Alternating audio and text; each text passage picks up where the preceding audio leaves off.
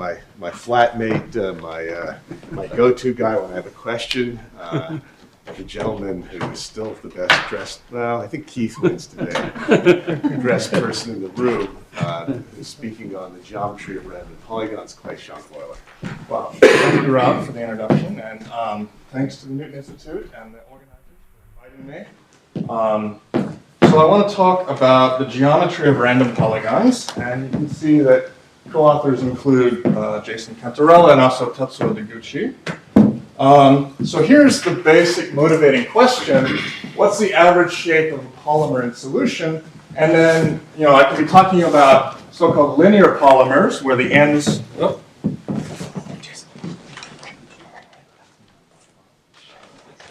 Thank you. So I could be talking about linear polymers where the ends don't close up, or ring polymers where they do.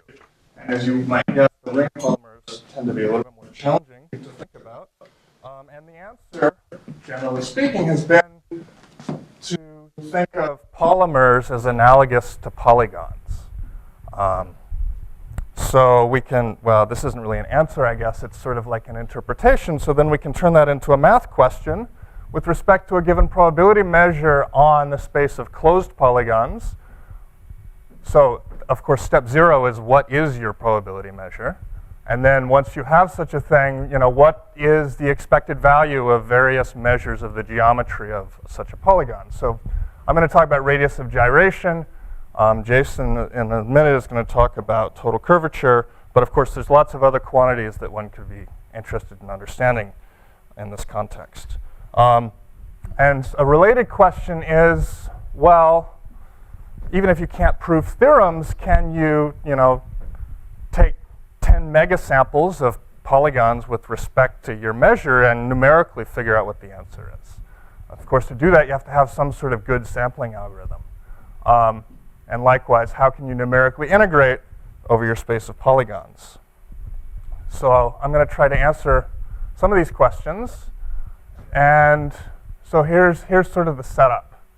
So just for notational reasons, I'm going to talk first about polygonal arms. So these are like those linear polymers I showed on the first slide, where the ends are not required to close up. And I want to think of polygonal arms of fixed length. And it turns out that length 2, so if I add up the sums of all of the lengths of the edges, I get 2. 2 is the most natural number to take in this context, but you could scale to any other number. So the 2 is just sort of a technical detail here.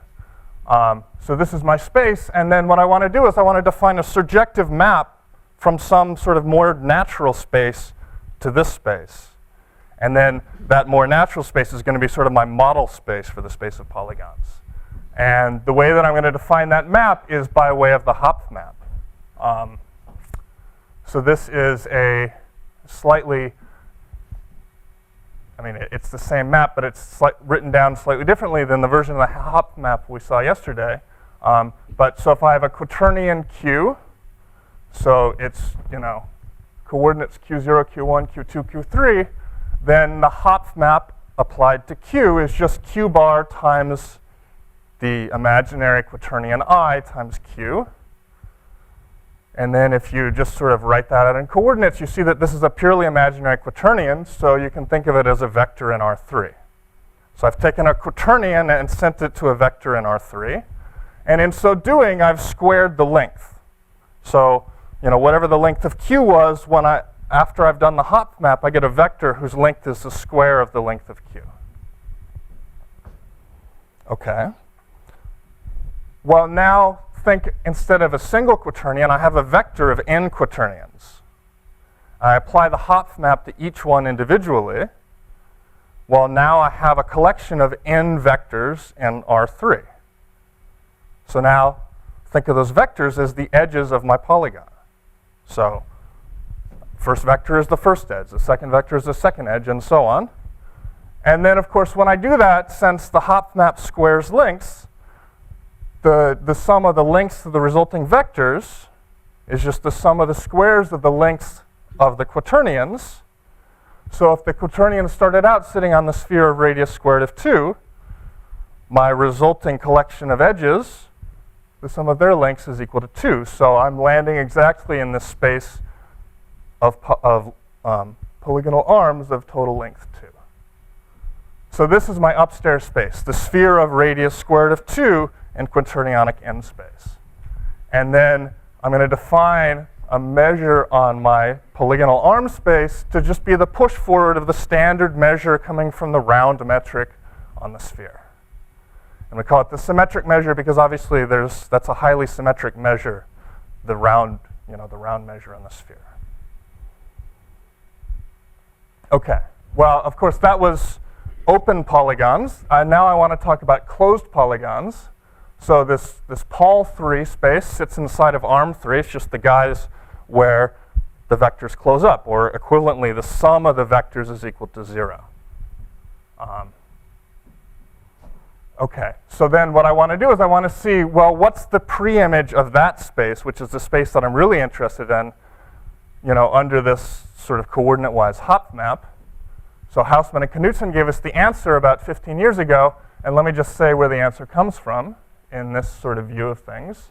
So I can see the sphere as the join of a pair of 2 and minus 1 spheres. So this sphere is the sphere in quaternionic n space, and those spheres are the unit spheres in complex n space. So of course, complex n space is 2 n dimensional. The sphere is 2 n minus 1 dimensional.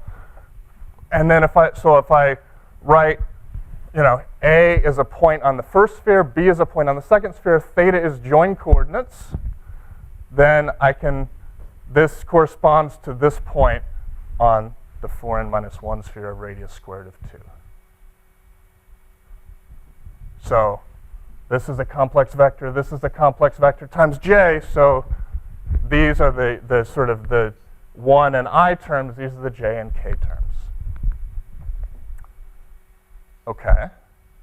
So then sitting inside of the sphere, I have the space of guys where theta equals pi over 4, and A and B are perpendicular.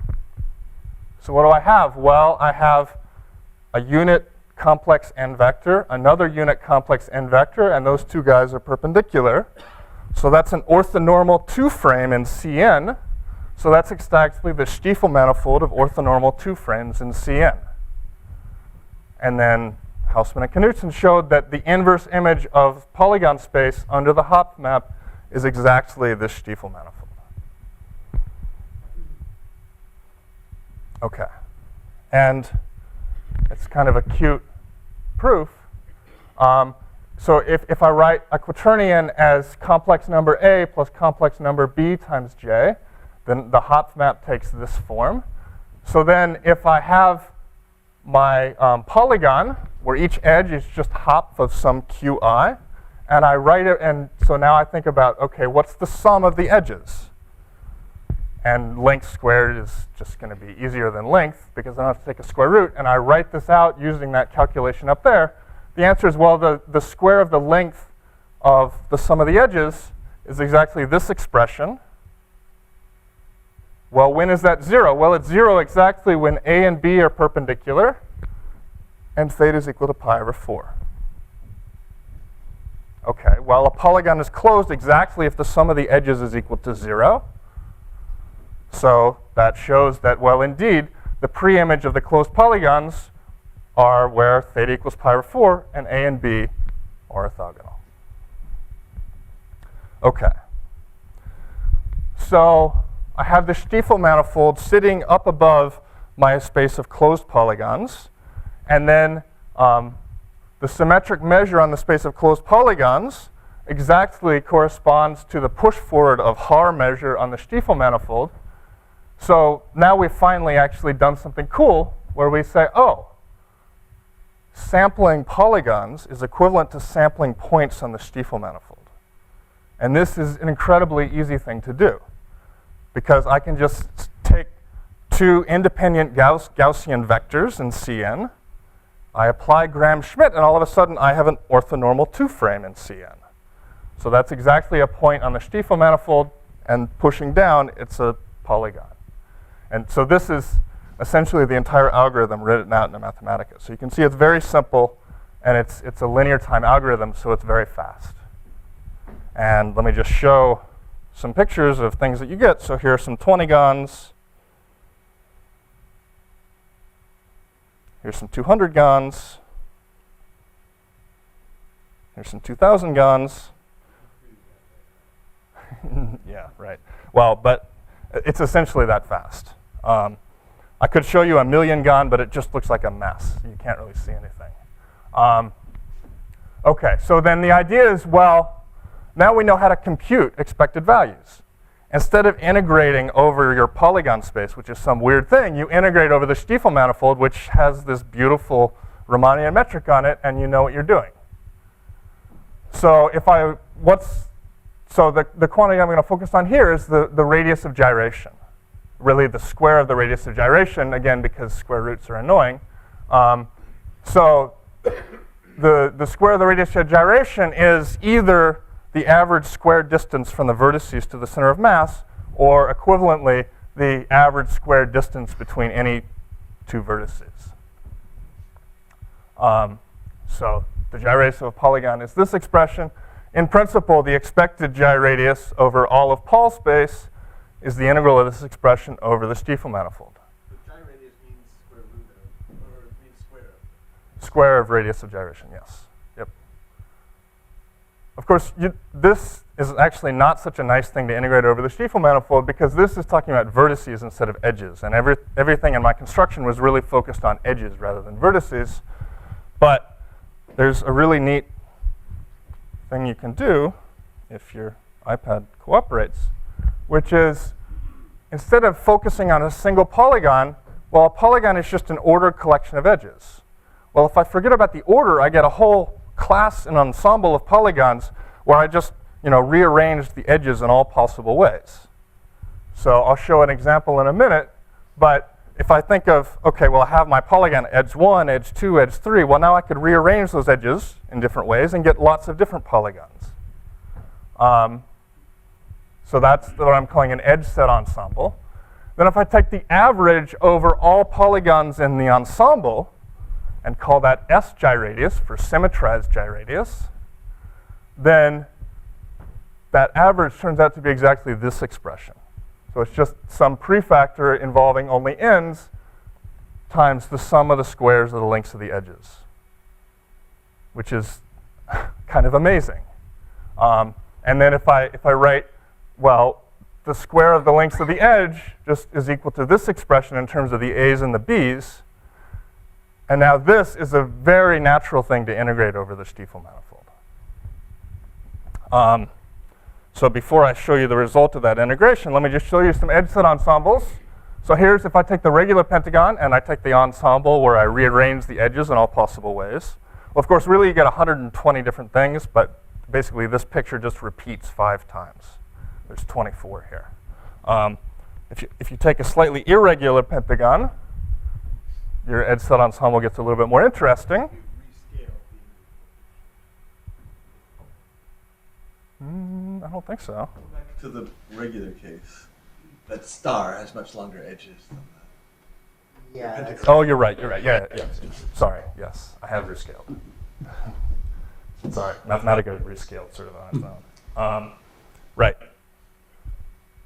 And if I look at the actual radius of gyration of all those individual guys, well, for the regular ensemble, I only get 4 values of radius of gyration. I get these 2 that happen a lot and these 2 that happen not so often. If I take the irregular one, I get sort of more possible values of the radius of gyration over such an ensemble. But in both cases, it's sort of obvious that the average is the same. It's just this expression in terms of the sum of the lengths of the edges. Well, in both cases, these were polygons with edge lengths. These are equilateral polygons in all cases. OK.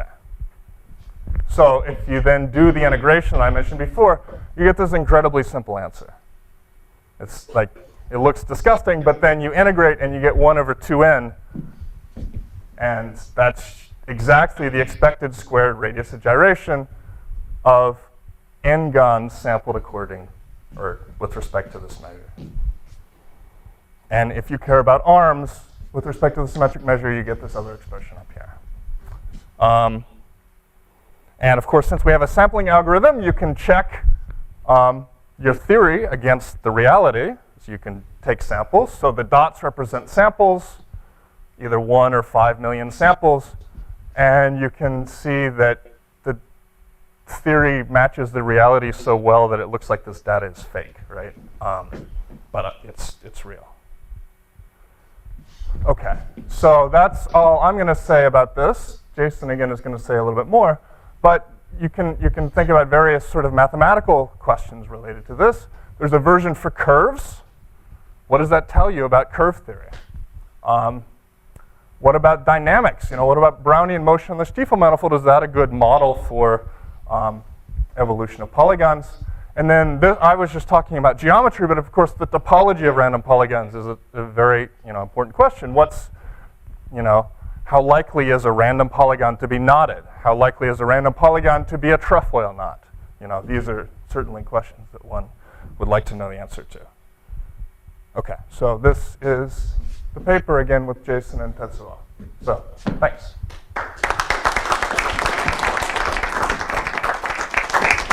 Look at the time. Finished early. Questions? So you take the complex Stiefel manifold, and if this if we sit inside in the real part, are there some meaning or? Oh yeah, sorry, I should have actually said that. Yeah, if I take the real Stiefel manifold of 2 frames in Rn, that corresponds exactly to planar curves. So yeah, so if you restrict to the real case, you get planar curves. The second question is, you take only the measure on this Stiefel manifold, and if you take some more topology, for instance, if you detect some quadruple point of configuration and so on, can we use this stuff to detect the homotopy from Stiefel manifold, some global? We haven't done anything with that just because we sort of did the easiest thing first. But yeah, I mean that's exactly the kind of things we're thinking about. Is yeah, as you say, we're only taking the measure, but of course there's a Riemannian metric, there's topology, there's lots of other sort of structures lying around that we definitely want to make use of, but we haven't really yet so far. Yeah. So your configuration, well, the Stiefel manifold has a lot of symmetries. Do you know how those act on the polygons? Is there a simple description? Well, I mean, of course, it has it has a transitive symmetry group, right? So, I mean, UN acts on the Stiefel manifold, so you have this transitive group. So, of course, downstairs again, you have some sort of transitive group action. I have one question. There's a subgroup in the plane. Well, okay, yeah. So, I mean, Jason is telling me that I should. Yeah. So if I take if I have a frame, of course, that defines a 2-plane, and I can think of just the U2 action that's rotating within that 2-plane. So if I mod out by that action, I go from the Stiefel manifold to the Grossmann manifold, and it turns out that U2 action descends to the natural SO3 action on the polygon. So I have a polygon, of course I can move it around by a rigid rotation. So modding out upstairs goes from the Stiefel to the Grossmann manifold. If I go downstairs, that just corresponds to modding out by those rotations. So if I just purely care about the shape of polygons, you say, well, forget about, I should just mod out by those rotations because I don't care about them. So that's, if I take the moduli space of polygons, modulo translation and rotation, then the upstairs space is the Grossmann manifold. So that's. If the lengths of each side of the polygon are fixed rather than the total length, the result 1/2n probably goes like a half n. Is it? It scales up n squared. Well, so if the lengths are fixed to all be 1, for example, then it turns out that the expected squared gyradius is n+1/12. Yeah. So it goes up like linearly with n. Right. Yes. So so square root of n if it's the radius of gyradius. Yes. Yeah. which is like a random walk, really. It's a sort Yeah, of it's the same like a scaling, yeah. diffusion process. Can one understand it in these terms physically? I mean, a simple interpretation of your beautiful result. Right. Well, yeah, so certainly you get the same scaling as you do with sort of random walk models. I mean, that's really kind of a question, is like, does this correspond to some sort of physical process like that? I mean, at this point, it's sort of beautiful mathematics, and we really like to see how it corresponds to reality, but I don't know. If there are no further questions, let's thank Clay again.